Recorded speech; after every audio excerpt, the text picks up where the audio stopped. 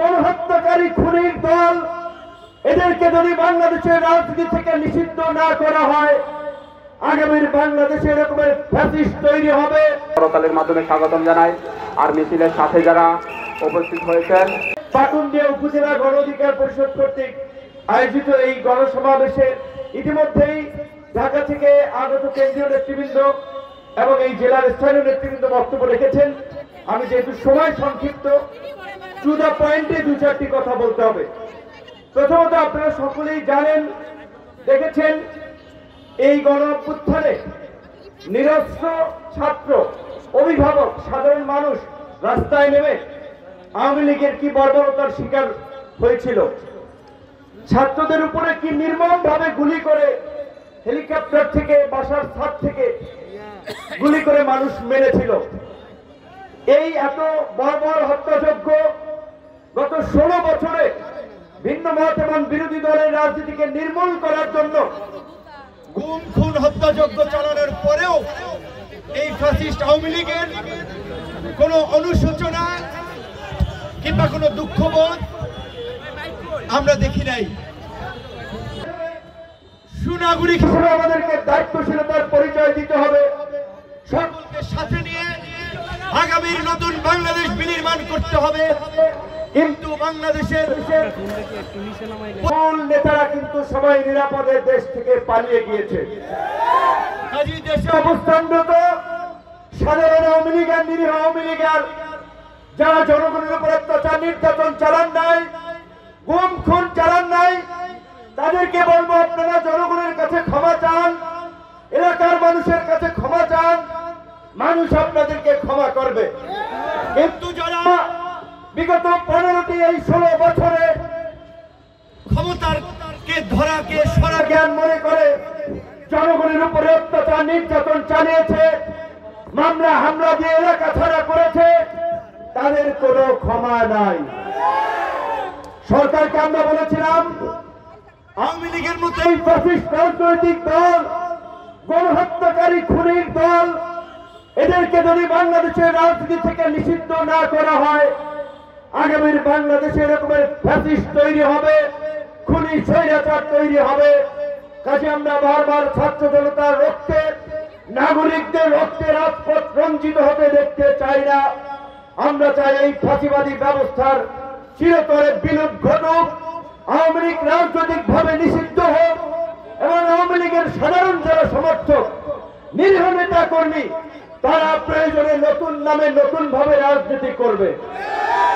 কিন্তু ডাকাত, খুনি, সন্ত্রাসী আওয়ামী লীগের নামে এই দেশে রাজনীতি করার কোনো জায়গা নাই। স্বরাষ্ট্র মন্ত্রণালয় থেকে অপারেশন ডেভিল হান্ট, দুর্বৃত্তদেরকে ধরার জন্য স্বরাষ্ট্র মন্ত্রণালয় থেকে যৌথ বাহিনীর অভিযান পরিচালনার ঘোষণা দিয়েছে। আমরা এই অভিযানকে স্বাগত জানাই। দেশে অবস্থানরত আওয়ামী দুর্বৃত্তদেরকে নিশ্চিহ্ন করে দেওয়ার জন্য সামরিক বাহিনী, পুলিশ, র্যাব, আইন শৃঙ্খলা বাহিনী এবং ছাত্র জনতা, নাগরিক যৌথভাবে কাজ করবেন। তবে নিরীহ একটা মানুষের সাথে অন্যায় করবেন না। কারো বাড়িতে আগুন জ্বালিয়ে দেওয়া, কারো বিল্ডিং ভেঙে দেওয়াকে আমরা সমর্থন করি না। কারণ পৃথিবীর ইতিহাসে বিপ্লবের পরে প্রতি বিপ্লব হয়, কুর পরে পাল্টা কু হয়। বাংলাদেশে 75 পরবর্তী আমরা খুব অল্প সময়ের মধ্যে নানান কু পাল্টা কু দেখেছি। যদি বাংলাদেশের এই বর্তমান যে সময়, এই সময়টা খুব বেশি ভালো আবার সময় না। এই সময়ে অস্থিরতা তৈরি করার জন্য, দেশকে অস্থিতিশীল করার জন্য দেশি বিদেশি নানান চক্র এখানে কাজ করছে। সেক্ষেত্রে গণ অভ্যুত্থানের শক্তি সমূহকে ঐক্যবদ্ধভাবে আগামীর বাংলাদেশ বিনির্মাণ করার জন্য এইখানে একটা আবার সুষ্ঠু নিরপেক্ষ নির্বাচনের পরিবেশ কায়েম করতে হবে। আমাদের আন্দোলনের ছাত্র নেতৃবৃন্দের মধ্যে গুটি কয়েক ছাত্র নেতৃবৃন্দ আন্দোলনকে ব্যবহার করে তারা দল করতে চায়, সংগঠন করতে চায়, বাকিদের অবদানকে অস্বীকার করে। এই মানসিকতার যারা পোষণ করছেন, তারা গণ অভ্যুত্থানের শক্তি সময়ের মধ্যে বিভাজন তৈরি করছেন। এই বিভাজন আমরা চাই না। এই কিশোরগঞ্জে ছাত্র নেতা অভিন নেতৃত্বে আন্দোলন হয়েছে, আপনারা জানেন। এমনকি 2018 সালে আমরা যখন ঐতিহাসিক কোটা সংস্কার আন্দোলন করেছিলাম, যেই আন্দোলনে শেখ হাসিনার মতো ফ্যাসিস্ট স্বৈর শাসককে আমাদের দাবি মানতে বাধ্য করেছিলাম, সেই আন্দোলনের নেতৃত্ব দিয়েছিলেন সেই সময় উজ্জ্বল রবি সহ এখানকার ছাত্র নেতৃবৃন্দ। ঢাকা থেকে নেতৃত্ব দিয়েছিল আপনাদের কিশোরগঞ্জের সন্তান আবু হানিফ সহ অন্যরা।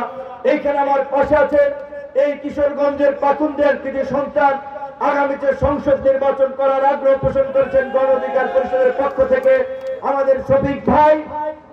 যদি আপনারা সমর্থন করেন তাহলে তারা নির্বাচন করবে।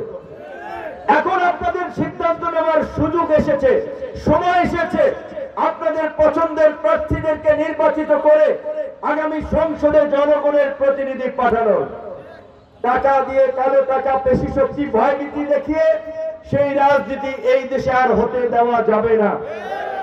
আমি খুব কষ্ট পেলাম, এখানে কেউ আমাকে স্লিপ ধরিয়ে দিয়েছে, পাকুন্দিয়া থেকে কিশোরগঞ্জের 30 টাকার ভাড়া নাকি 50 টাকা করেছে। নতুন সিন্ডিকেট করে কারা? ইউনূস সাহেব নাকি অনুমতিবিহীন এই গণহত্যার ছাত্র জনতার আন্দোলনে হামলাকারী মামলার আসামি তাদেরকে বালু উত্তোলনের ব্যবসার টেন্ডার দিয়েছে। কোন কোন ক্ষেত্রে কোন কোন রাজনৈতিক দলের উৎপাতে এখনই মানুষ আবার অতিষ্ঠ হয়ে যাচ্ছে। এই লক্ষণ কিন্তু কারোর জন্য ভালো না। যারা উৎপাত করবেন, জনগণের বিরুদ্ধে দাঁড়াবেন, গণবিরোধী কর্মকাণ্ড করবেন, আওয়ামী লীগের দিকে কিন্তু তাকান। অতীতেই বেশি দূর যাওয়া লাগবে না, অতীতে যাওয়া লাগবে না। আওয়ামী লীগ কিন্তু নিকটেই আছে, তাদের নির্মম নিষ্ঠুর পতন আপনারা লক্ষ্য করুন। আমরা গণঅভ্যুত্থানের পরে জন আকাঙ্ক্ষার নতুন বাংলাদেশ বিনির্মাণ করার কথা বলছি। আজকে এই জন আকাঙ্ক্ষার বাংলাদেশ বিনির্মাণ শুধুমাত্র ঢাকা শহরের প্রতিষ্ঠিত ব্যবসায়ী এলিট শ্রেণীর মানুষ দিয়ে হবে না। এই জন আকাঙ্ক্ষার বাংলাদেশ বিনির্মাণ করার জন্য হাওর বাওর গ্রাম মফস্বল সর্বস্তরের মানুষের প্রতিনিধিত্ব এই সংসদে থাকা লাগবে। তার জন্য আমরা চাই এদেশের কৃষক, শ্রমিক, সাধারণ মেহনতি মানুষ তারাও রাজনীতি করুক, রাজনীতিতে নেতৃত্ব দেন, নির্বাচনে অংশগ্রহণ করে গণমানুষের কথা ওই সংসদে গিয়ে বলুন। তারা কি চান আওয়ামী লীগকে নিষিদ্ধ করা হোক? হাত উঁচু করে দেখান, হাত উঁচু করে দেখান। কিশোরগঞ্জের মানুষ, আপনারা কি চান আওয়ামী লীগকে নিষিদ্ধ করা হোক? এই সরকারকে বলবো, আগামী 7 দিনের মধ্যে গণহত্যার বিচারের আগে আওয়ামী লীগের সাংগঠনিক কার্যক্রম এবং নিবন্ধন স্থগিত ঘোষণা করতে হবে। জনগণের সাথে বেইমানি করে আপনারা সচিবালয়ে, পুলিশের, র্যাবের, বিজিবিতে, সরকারের প্রত্যেককে ঠিক করে আজকে আওয়ামী লীগের পুনর্বাসন করছেন।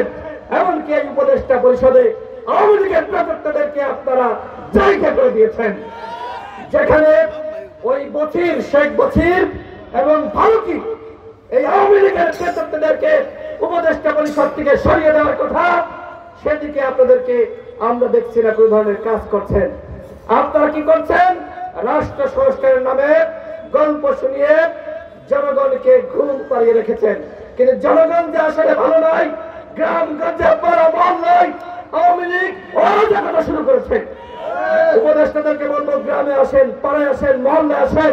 শুধুমাত্র ওই সচিবালয়ের একই রুমে বসে আপনারা রাষ্ট্র সংস্কার করতে পারবেন না।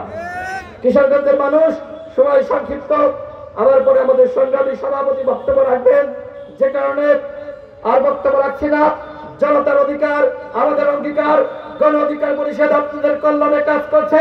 গণ অধিকার পরিষদের প্রতীক, ট্রাক প্রতীক আমরা আগামীতে এই কিশোরগঞ্জ জেলায় আমাদের প্রার্থী দিব।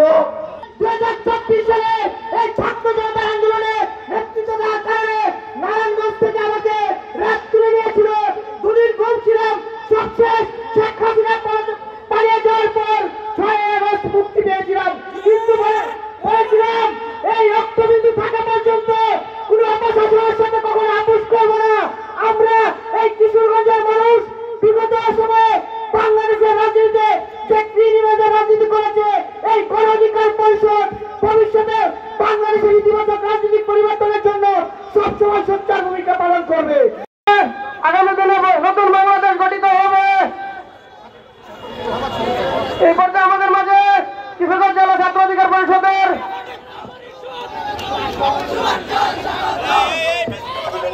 আপনারা জানেন। ধন্যবাদ। শেষ করলাম। সম্মানিত উপস্থিতি, এই মুহূর্তে আপনাদের মাঝে পাকুন্দ উপজেলা ছাত্র অধিকার পরিষদের পক্ষ থেকে একটি মিছিল প্রবেশ করে হোসেনপুর উপজেলা গণ অধিকার পরিষদের পক্ষ থেকে ছাত্র যুব শ্রমিক সকল ইউনিটের ছাত্র যুব সকল ইউনিটের নেতৃত্বে একটি বিশাল মিছিল এই মাঠে উপস্থিত হয়েছে। আমরা সকলেই তাদেরকে করতালের মাধ্যমে স্বাগতম জানাই। আর মিছিলের সাথে যারা উপস্থিত হয়েছেন, জন্য আসন সংরক্ষিত রয়েছে, আপনারা আসনে বসে পড়ুন।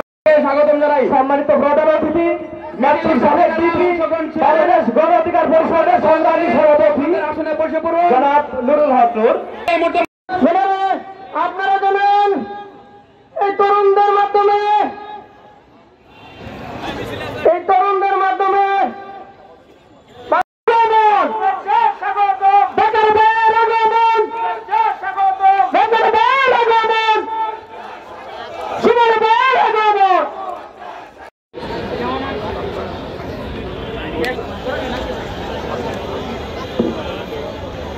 আসসালামু আলাইকুম।